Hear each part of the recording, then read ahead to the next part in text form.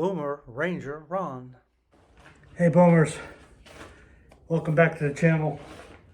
I guess I should have gone upstairs and got the tripod. I only have about a bazillion different tripods that hold cameras.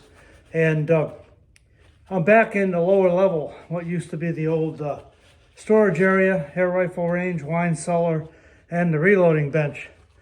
And we're having a little party Saturday night. I'm inviting a few friends over for OssoBucco once again. As you know from my last video, OssoBucco translates in Italian as hole in the bone. Here's a small bone that I took off the bottom so that we could get the OssoBucco to look nice and neat like a grocery store bucco. Now we'll get all that, we'll scrape away all that sawdust, that bone dust, and we'll tie these up like we did last time. And they'll look real nice and pretty. But here's what they look like so far. And although you're not going to be able to see this, here's my Cabela's butcher saw. And you can hear, you can see me struggling. Next year, I think we might have to buy a bandsaw, but you can see the saw at the bottom of the screen, and you can hear it going through the bone now, right? And I have this little setup I'm going to show you once and again. Once I'm done sawing, we're almost all the way through this guy. A couple more slices. I'm also going to change the blade because I think it might be time to do a new blade. And of course, I was at Bass Pro the other day and I picked up an extra blade or two. You hear that screaming? That's the bone, folks. And we're cutting successfully through the bone. We'll be through this. Whoops.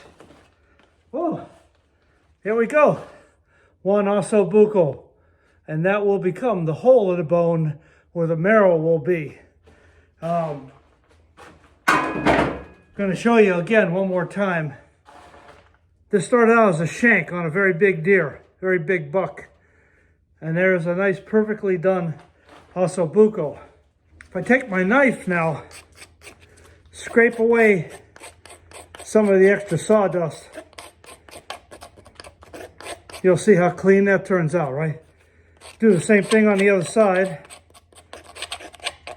And then we'll tie it up nice. Once it thaws, we'll tie it up with rope, season it, put some flour on it, sear it in some olive oil, and then it goes in a sauce, usually a bolognese style sauce with tomatoes and wine, carrots, onions, that sort of thing. This is going to be a delicious dinner, folks. So stay tuned for the cooking segment, which doesn't happen now until Saturday. All right? Let me get back to my sawing. All right, so how far did we get, right? I still think it's easier cutting through these things when they're frozen. But you run into some trouble once you get past the bone. You run into a little difficulty with the frozen meat catching and picking out all these little frozen particles. There's a couple extra bones we cut at the end. I'll use in a bone stock. And there's the OssoBucco, nice slices. If we don't end up with one per person, I lowered the camera. In this case, I lowered it too much, folks. But I wanted to show you how the OssoBucco sawing was going. And it's going tough because we're still frozen. I did change the blade. I think you can see, I think if you watch closely and listen, you got to be very careful. This thing gets slippery now. You hear that bone saw? That's the bone, and I put a brand new Cabela's saw blade on this puppy, and she seems to be working pretty good. Now, I don't want to focus and stare at the camera. You can't see me anyhow, but I think next year we're going to get a bandsaw or come up with a better way to clamp down the shanks so we don't have to go through this. This is very difficult. But we're going to have a nice dinner party Saturday night with my harvesting buddy John and my hunting buddy Dave. And the neighbors Chris and Kara, who let us hunt locally here and do some harvesting. I'm not sure where this particular buck came from, but he's a big one. I have a feeling he came out locally, urban, suburban. Now, we're actually sawing right through frozen meat at this point. And look at this, folks. I'm glad we had the camera running for you. All right. The Cabela saw worked like a champ. That's a perfect OssoBucco, a nice one. We got a lot of trimming and cleaning up to do, and then we got to tie them once they thaw. But since the party's not till Saturday and today's Monday, we'll put these back in the freezer and deal with them probably Wednesday, all right? Y'all stay tuned now. Thank you for watching. We're going to get together tonight and we're going to try to finish the OssoBucco project. Take one at a time here. And we're going to tie these up nice and neat, just like Emerald Lagasse would do, using some string. Get a small knife. Well, that's not really a small knife, but it'll do. And let's see. Oh, the missus is checking what's going on here.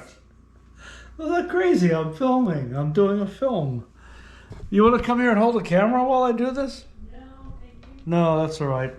All right. So just stay tuned. I'm going to pause both of these cameras for a minute while I do some tying. All right? You'll take a look right now. You're going to see that I am going to tie the last one of these up. And that should be done momentarily so I get a good knot in here. And just get it all the way around as best you can.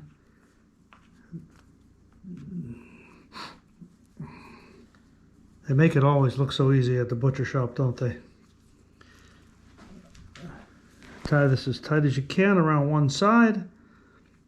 Place a knot. And there we are. Tied up nice and neat. The only other thing we'll do is clip the excess string off.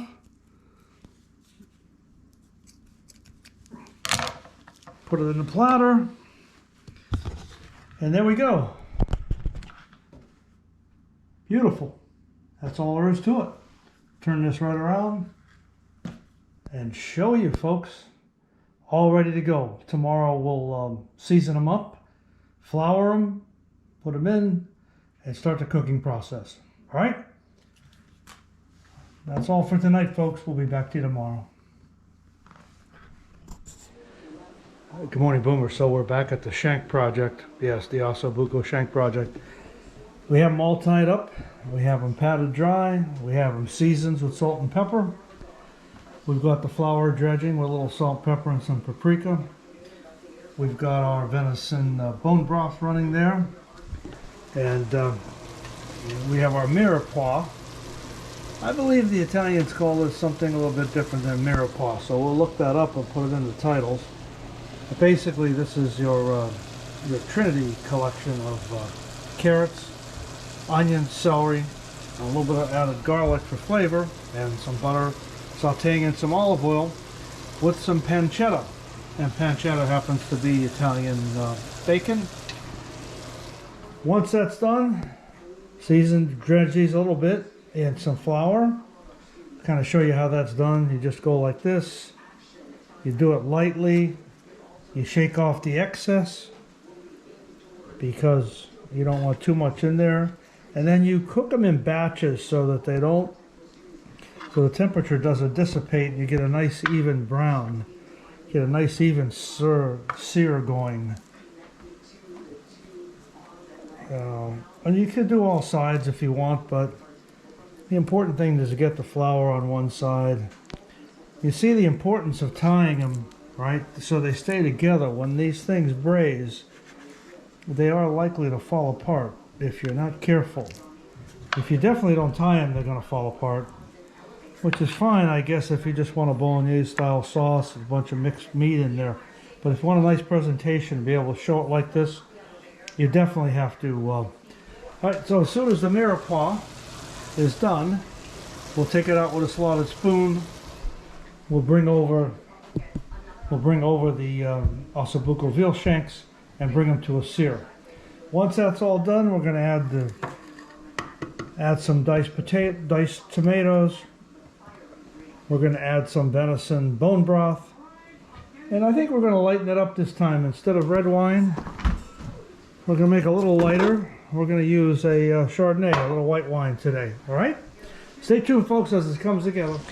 And so we removed the mirepoix using a slotted spoon. We've dusted with flour the shanks, raised the heat to medium, between medium and high. So as not to crowd the dish, we're going to do 2 or 3 at a time. So we're going to go over to this particular dish next and remove the mirepoix and start sauteing a few more. As you can see here, and we'll be done with all of them. They'll go in the mix. So we've actually started the OssoBucco project here. We've seasoned and floured and tied all the OssoBucco. And we're doing an initial sear. When it gets nice and brown on one side, we'll flip it over to the other side. I don't know whether we're going to try to sear all sides, but anyhow, this is an OssoBucco 101.